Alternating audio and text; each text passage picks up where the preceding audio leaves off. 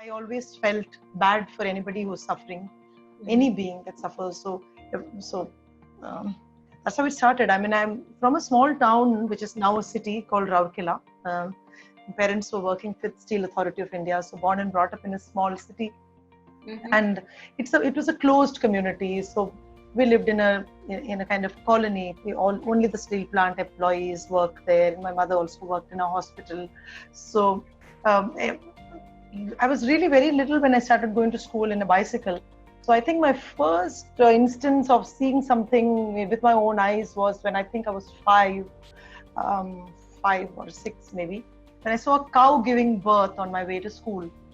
Okay. And the cow was in distress. So we used to go in a rickshaw, cycle rickshaw. Rickshawala will rickshaw, and we'll be 6-7 of us children sitting in that rickshaw who used to take us to school.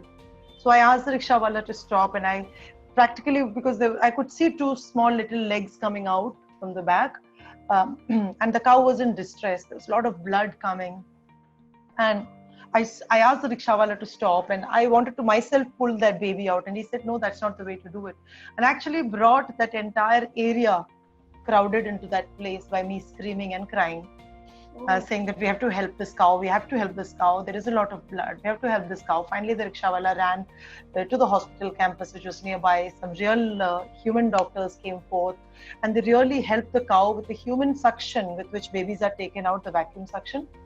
They used that to get the calf out, and that was completely life for me. I didn't go to school. Half a day of my school gone, all of us children standing there crowded, helping the cow give birth to a baby, and all because of my screaming and shouting and bringing the place down. So that was my first instance. And other than that, my dad had a little goat. I forgot her name now. I used to always talk about it for a long time, but then now I don't recollect her name. But it was a little white goat which we had at home. And my mom and dad thought that, children having goat's milk are usually very intelligent. So they got a little baby goat, thinking that she'll go up to be a big goat. But that baby goat lived as a pet inside our house, was inside my bathroom, inside my bedroom, and lived with me and all of that. See that this fellow won't allow. Cats are like that, right? So you can't help it. Night forest. So that's how the instances happened. And then dad himself was a very compassionate person. In fact, he still is. He just gets out of the house and say, hey, and there'll be like 17, 18 crows who just come and eat out of his hand. And when we were really little kids, weekends or a couple of weeks, bi-weekly, my dad would take us to slums and places where my dad will teach people cleanliness, teach children how to be clean, teach people how not to poop and pee near the only water source that they have, and all of that. So we did a lot of these kind of work as we were children. So probably that. And my mother's mother and mother's father also were very compassionate people. In fact, they always had pets and other animals like cows and all of that. So I guess I was very little when this whole environment thing started in me. I wouldn't hurt a fly. I would not like people cutting trees or trimming branches. My mother would like to do her rose, trim her rose plants and all that before winter comes, so that it grows well. But I won't allow her to cut, saying that okay, the trees will feel hurt and stuff like that. So that's how it was. I think it is ingrained in me, and that's how it started. But then ever since I've been working, I think my first job campus placement was in Chennai. I have been educating a child a year, as well as I brought my first pet home, and it was a Doberman puppy. And the puppy was born to one of my friends on my birthday. So my friend called me up and said, Jen, Manju has given birth. Manju was his Doberman, has given birth, and it's on your birthday. So I said, since it's my birthday and I've just started working, I would now like to have a pet of my own. So I visited him. I met all the puppies, and I selected the one which was the most weakest, who had no hair on her, and who probably wouldn't have survived also. I said, hey, that's the one which looks the weakest of them all. I think nobody's going to take her. So I will take her, I said. So that's how the whole journey of me keeping a pet started. Okay. And I told you about me having a goat. when we were young. The goat actually died in my house, and I sometimes feel it was my mistake that the goat died, because I didn't really know what goats eat. She would live with me in my bedroom, and once my mother had given me a boiled egg and I didn't eat it, I gave that boiled egg to the goat. And maybe coincidentally, maybe the goat had a gastrointestinal issue, I do not know. But I, with my own eyes, saw that goat suffering with loose motions and diarrhea. My mother being in the hospital and getting doctors and everybody, we couldn't save that goat, and she passed away. About 2 or 3 days of suffering.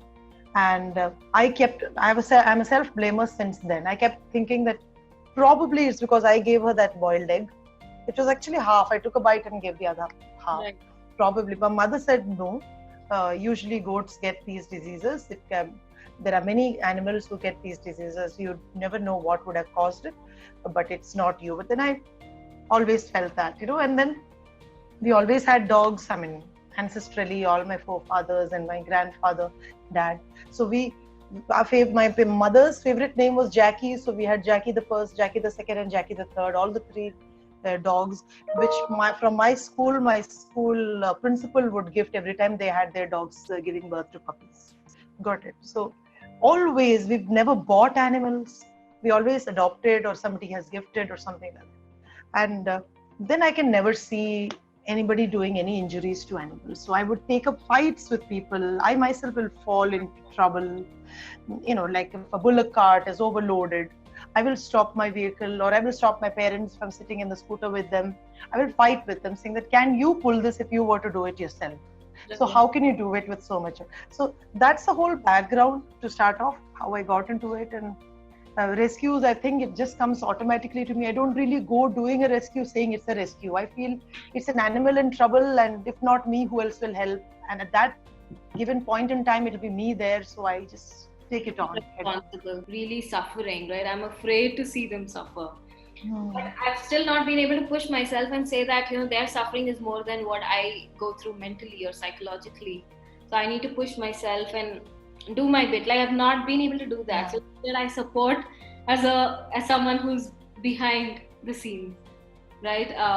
So all of us find ways to deal with what we go through and do our bit. But I think with this conversation, I must tell you that you have inspired so many people. And yeah, Forrest agrees. Forrest agrees to it. I don't know why he does that. Yeah, he has to be in the middle of everything I do. No, I'm glad he is. Probably it's his way of saying, yes, you're right. But yeah, thanks for all that you do. I'm sure you don't have a count of the number of animals you've taken care of. Oh no, not at all. It just keeps on happening. And sometimes I feel God plants me in the right place in the right time. There'll be no reason why I'm going somewhere and I'll see a goat jumping out of a truck full of goats. And he's running on the highway. And those people, the driver and all, are running behind him. And they're going for slaughter. And one fellow somehow manages to jump himself out. And I don't know what makes me think what I think. I stop my car myself. I go out of the way across to the other side of the road where it's happening with my car, stop the fellow, and I'll say, hey, इसको खुदा ने बचा दिया है. कितने का है भाई? He'll say 8,000. I'll say 8,000 low. I take the goat and come home. And I don't know how I do what I do. Probably I may be crazy, a loony. Because when I look at the majority of the world, everybody is normal. And I feel I somehow am squeezing and fitting myself into this world of normals. Everybody tells me that, hey, if it is kutta, billi or animal things, then call Jen.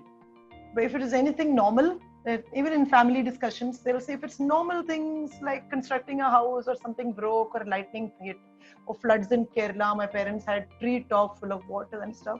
They'll say no point telling Jen. If it's an animal stuck or animals are in the flood, then call up Jen. If your parents are flooding and they're in the flood, don't call her, they say.